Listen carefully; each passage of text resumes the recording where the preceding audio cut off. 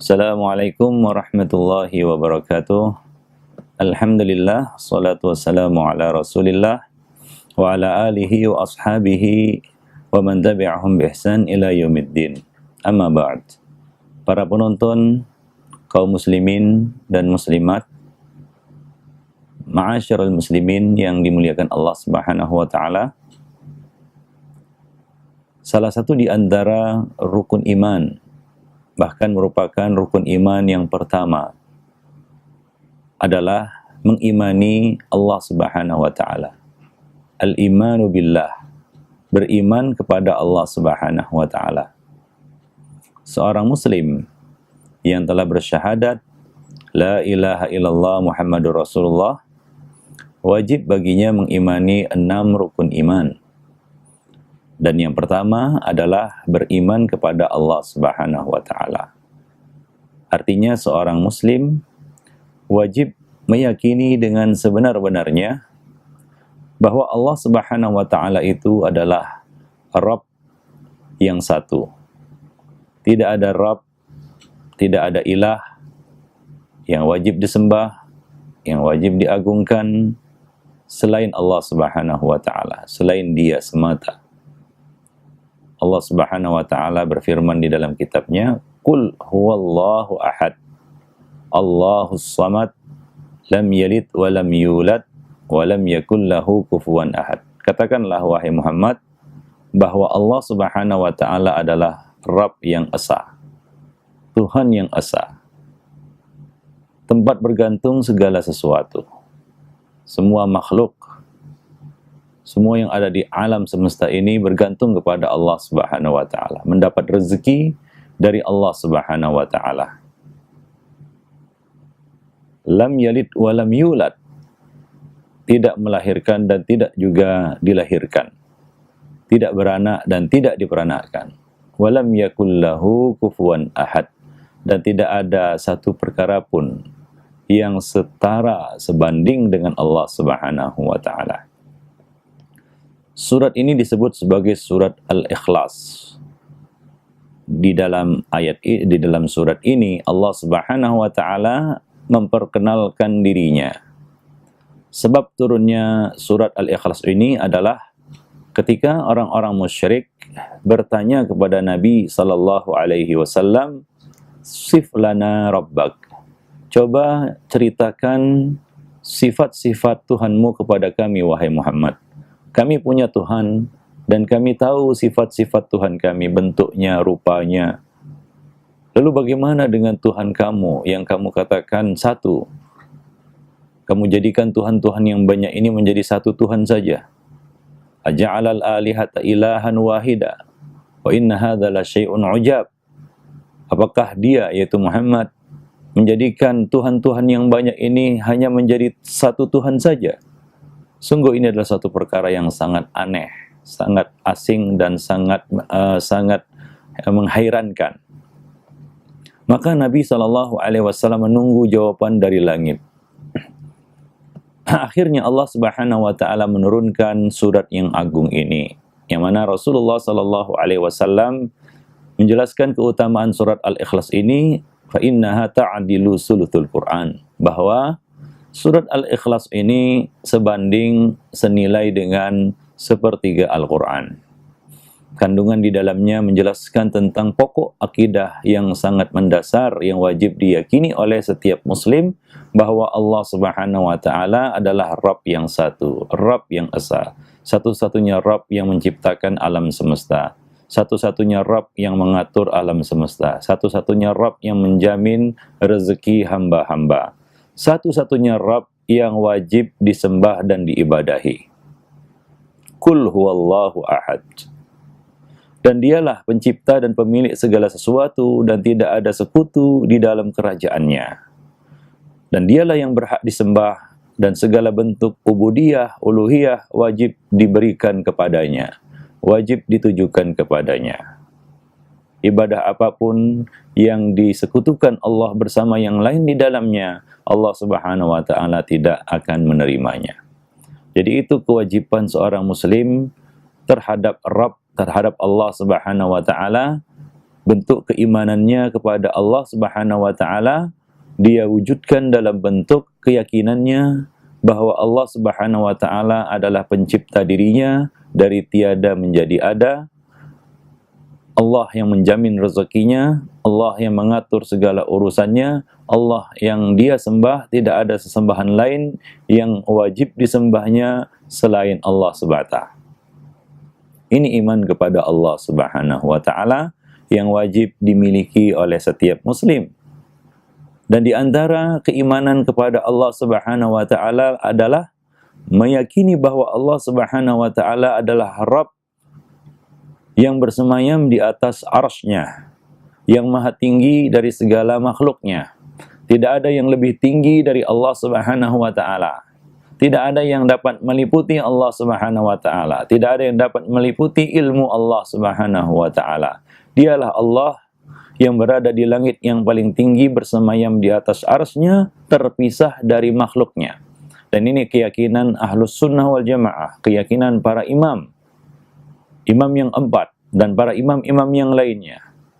Keyakinan yang diyakini oleh para sahabat yang mulia bahwa Allah Subhanahu wa taala adalah Rabb yang maha tinggi, lebih tinggi, yang paling tinggi, dan tidak ada yang lebih tinggi daripadanya.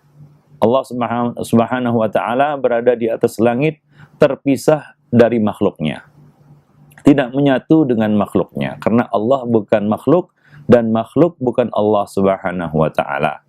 Dan ilmunya ada di mana-mana. Ilmu Allah Subhanahu wa taala meliputi, merangkumi semua tempat. Tidak ada satu tempat pun di dunia ini, di alam semesta ini yang luput dari ilmu Allah Subhanahu wa taala, yang luput dari kuasa Allah Subhanahu wa taala, yang luput dari kehendak Allah Subhanahu wa taala. Wujud Allah Subhanahu wa taala ataupun keberadaan Allah Subhanahu wa taala di atas arsy itu ataupun di atas langit itu telah ditetapkan dalam banyak ayat. Lebih kurang ada 7 ayat, lebih kurang di dalam 7 surat.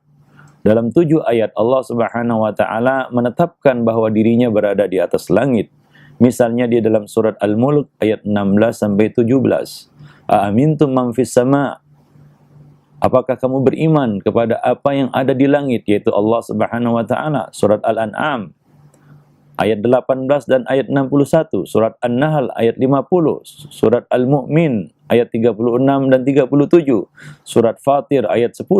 Di dalam surat-surat tersebut, di dalam ayat-ayat tersebut Allah Subhanahu wa taala menetapkan bahwa Dia berada di atas langit. Demikian pula berita dari Allah Subhanahu wa taala bahwa Ia bersemayam beristiwa di atas arsy-Nya itu disebutkan dalam banyak ayat. Di antaranya dalam surat Al-A'raf ayat 54, surat Yunus ayat 3, surat Ar-Ra'd ayat 2, surat Toha ayat 5, surat Al-Furqan ayat 59, surat As-Sajdah ayat 4, dan surat Al-Hadid ayat 4. Di dalam surat-surat itu, di dalam ayat-ayat tersebut Allah Subhanahu wa taala menceritakan tentang dirinya bahwa Dia bersemayam di atas arsy-Nya. Maka ketika ada seorang laki-laki yang bertanya kepada Imam Malik tentang istiwa Allah, yang membacakan firman Allah Subhanahu wa taala Ar-Rahmanu 'alal arsy istawa, lalu dia bertanya kepada Imam Malik, kaifastawa? Bagaimana beristiwa itu? Bagaimana bersemayamnya Allah di atas arsy? Maka Imam Malik menjawab, al-istiwa maknanya sudah dimaklumi, yaitu sudah diketahui. Karena itu diucapkan dalam bahasa Arab, berasal dari bahasa Arab. Adapun kaifiatnya tidak diketahui. Mengimaninya adalah wajib, dan mempertanyakan kaifiatnya adalah bid'ah. Nah, ini adalah suatu rumus, satu kaidah pokok di dalam mengimani semua sifat-sifat Allah Subhanahu wa taala, baik itu sifat dzatiyah maupun sifat fi'liyah, yaitu maknanya sudah dimaklumi karena Allah berbicara kepada manusia dengan bahasa yang mereka mengerti.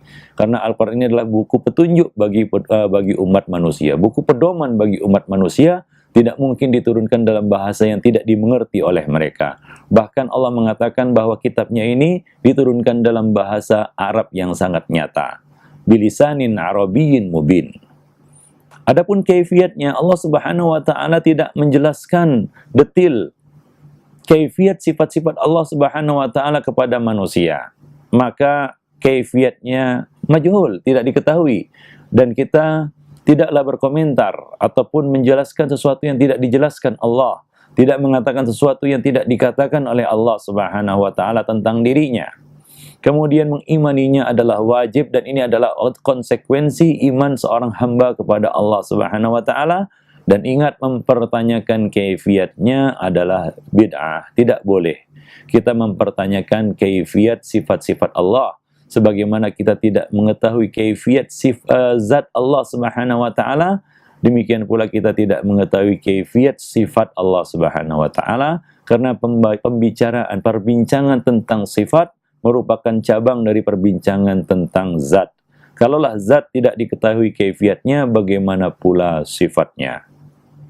Dan iman kepada Allah Subhanahu wa taala ini tidak akan sempurna, tidak akan lurus, dan tidak akan benar hingga kita mengimani 3 perkara. Yang pertama adalah mengimani rububiyah Allah Subhanahu wa taala, yaitu seorang muslim wajib mengimani bahwa Allah Subhanahu wa taala satu-satunya yang menciptakan, yang memerintah, yang memiliki, yang mengatur, yang menurunkan manfaat dan menahan mudarat. Dialah yang menyembuhkan, dialah yang memberikan kesehatan, dialah yang menakdirkan seorang hamba jatuh sakit, dan dialah yang menurunkan kesembuhannya.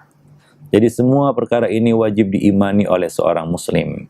Nah, kemudian yang kedua adalah mengimani uluhiyah Allah Subhanahu wa taala, yaitu seorang muslim wajib memurnikan segala bentuk ibadahnya hanya kepada Allah Subhanahu wa taala semata, dan tidak menyekutukannya dengan sesuatu apapun.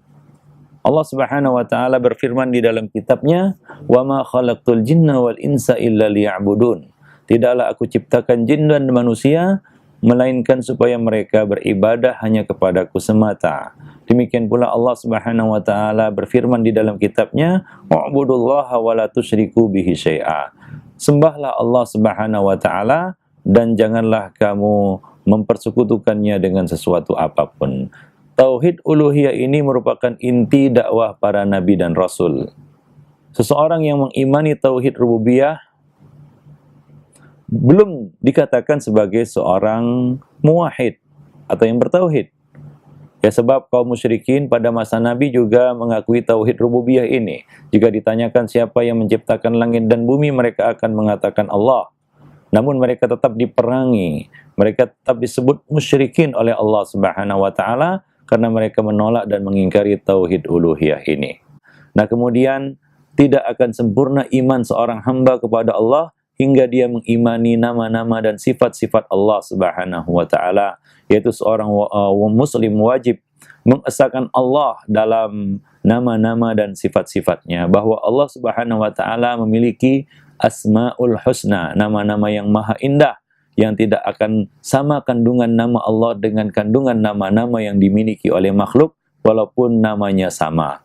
Dan Allah memiliki sifat yang ulia, yang lebih tinggi, walaupun memiliki kesamaan nama antara sifat Allah dan sifat makhluknya, namun hakikatnya pasti jauh berbeda.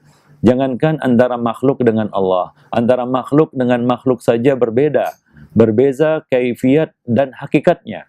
Seperti misalnya nama-nama kelezatan yang ada di dalam surga, ya, bidadari-bidadari, buah-buahan, daging burung, dan segala kenikmatan yang ada di dalam surga. Namanya sama mungkin seperti yang kita dapati ya di dunia ini, di atas muka bumi ini.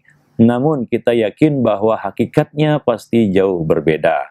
Maka dari itu Ibnu Abbas mengatakan tidak ada kesamaan antara apa yang ada di dalam surga dengan apa yang ada di dunia ini selain dari kesamaan nama sahaja, bukan kesamaan hakikat. Hakikatnya jauh berbeda. Karena di dalam surga nanti terdapat segala kenikmatan yang belum pernah terlihat oleh mata, belum pernah terdengar oleh telinga, dan belum pernah terbetik dalam hati manusia. Nah, demikian. Jadi Allah memiliki nama-nama yang maha indah, dan Allah memiliki sifat-sifat yang maha tinggi yang tidak sama kandungannya, ya, hakikatnya dengan nama-nama dan sifat-sifat yang dimiliki oleh makhluk. Jadi kita menetapkan nama-nama itu tanpa kita takwil, tanpa kita ingkari, ya, tanpa kita samakan dengan sifat-sifat nama-nama dan sifat-sifat makhluk, dan tanpa kita kaifiatkan ya tanpa kita samakan kaifiatnya dengan nama-nama dan sifat-sifat makhluk, dan tanpa kita ingkari. Nah demikian, ini keyakinan Ahlus Sunnah wal Jamaah berkaitan dengan iman kepada Allah Subhanahu wa Ta'ala. Nah demikianlah iman seorang hamba kepada Allah akan sempurna dengan mengimani 3 perkara ini. Demikian saja para penonton yang berbahagia, mudah-mudahan penjelasan yang singkat ini bermanfaat bagi kita semua. Wabillahi taufiq wal hidayah. Wassalamualaikum warahmatullahi wabarakatuh.